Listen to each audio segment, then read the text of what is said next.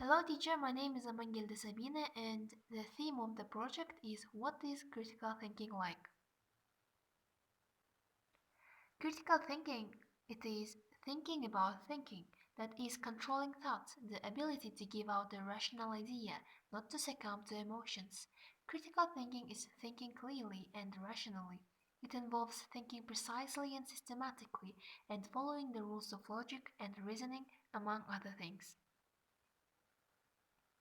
The basic elements of the critical thinking are claim, issue, and argument. Claim. Claims or statements that amount to the same thing are the kinds of things that are true or false. For example, we accept lots of things in science even though they cannot be proven. That shows that faith is also an essential part of science, just like religion. It is therefore wrong to criticize a religion by saying that it has no solid proof. The examination and the evaluation of such claims, including their relationships to each other, is a principal job of the critical thinking. The next is issue. Whenever we call a claim into a question, that is, when we ask question about its truth or falsity, we raise an issue. Claims construed as issues and supported or not supported by arguments are the central focus of the critical thinking. The concept, the concept of an issue is very simple. An issue is nothing more than a question. In fact, we can use the two words interchangeably. The question is simply whether a given claim is true or not. For example, is it right to criticize religion saying that it has no solid proof? The next is argument. Argument is the most fundamental concept of critical thinking.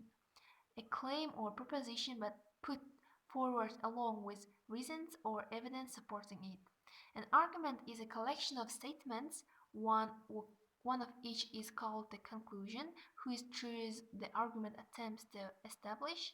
The others are called the premises, which are supposed to lead to or support or convince that the conclusion is true. So, a claim that is offered as a reason for believing another claim is a premise. The claim for which a premise is supposed to give a reason is the conclusion of the argument. For example, the whole building collapsed, so probably many people died. The reason premise is the whole building collapsed, and conclusion, so probably many people died. The next is Arman is heavier than Maksat.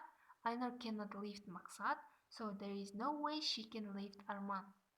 She has been sick for 3 days, therefore she will not participate in the singing concert. There are two kinds of good argument, deductive argument and inductive argument.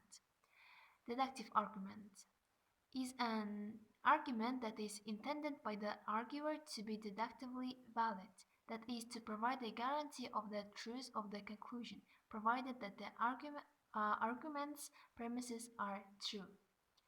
For example, she answered the questions very well on the exam, therefore she received the highest marks in school.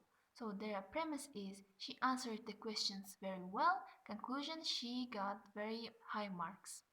Inductive argument is an argument that is intended by the arguer to be strong enough that if the premises were to be true, then it would be unlikely that the conclusion is false. Example: premise: his mother is an opera singer. Conclusion: therefore he has a good voice.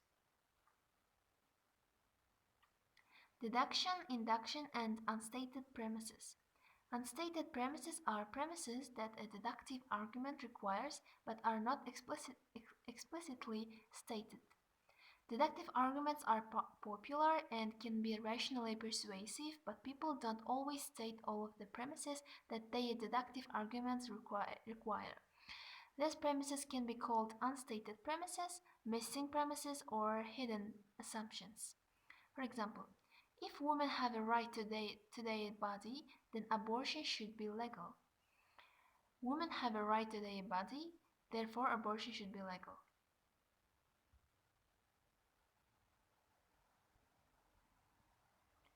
The next is about vagueness and ambiguity. Vagueness is often intentionally used as a means to avoid giving a clear, precise answer. Politicians often resort to vague statements if they don't want the audience to know exactly where they stand. Examples. To think is to practice brain chemistry. A person is a pattern of behavior of a larger awareness. We can notice that none of these definitions give us any clarity as to what the defined term actually means. This is also a favorite technique of advertisers. How many times do we hear new and improved with no description of what is new and improved? And the next is ambiguity. Terms are ambiguous when they have more than one plausible interpretation. Ambiguity comes in two flavors, syntactic and semantic. Semantic ambiguity is when a word can have two possible meanings. For example, suppose a store has a sign that says "Watch repairs here."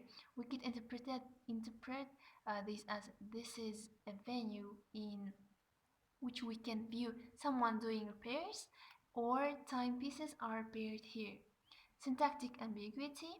Syntactic ambiguity is when the sentence structure offers more than one plausible meaning.